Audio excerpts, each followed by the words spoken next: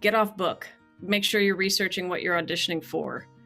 Dramaturgically back up everything you say by knowing what you say.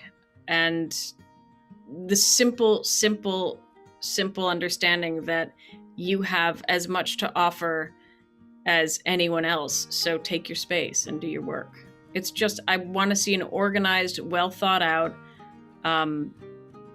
well-sourced audition. And I think that's down to research and understanding who you are in the scene.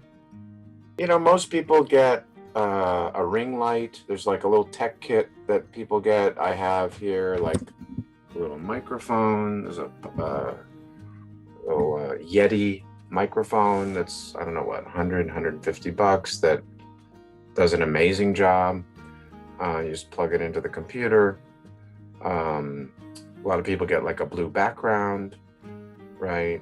So that, they don't have like this background. For me, would be distracting. This is my office. I wouldn't do a self-tape here.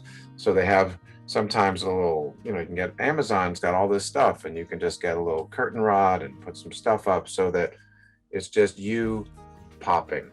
And some would say that you're not auditioning for the part, you're auditioning for the room, right? In a way, you're auditioning for the next job. And so someone will come in to read for a part. They won't be right for that part, but they like them so much that they might say, is there another part? And maybe this person's a woman. And they go, okay, can we make that part a female part? It's originally written as a male part, but let's make it a female part because I want to work with this person. And casting people are always, always, always looking for who's great. So even if you don't get that part, it's going to register. They're going to take notes. You're now part of their Rolodex. But then it's over. So, someone I know has a ritual that if you get these sides, which have, the lines for that, as soon as the audition's over, rip them up, throw them out, move on. So you're not dwelling, oh God, are they going to call? And, if they call, that's a bonus. Wanted, don't not care, put your best foot forward, but then move on. We have a lot of time to focus on ourselves just by virtue of not being out in the world in the way we're used to. And I think the fight to feel like you're not squandering that time and that you're not isolating too much is a very hard thing to strike a balance with.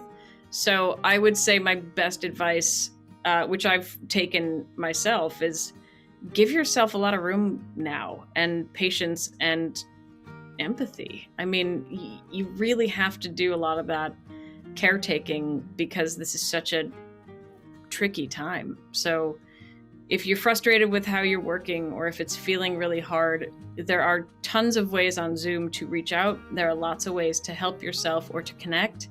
It's just not as satisfying as in person. So I think buffering a little bit of patience and understanding for yourself of not liking this or potentially even rejecting the notion of training online.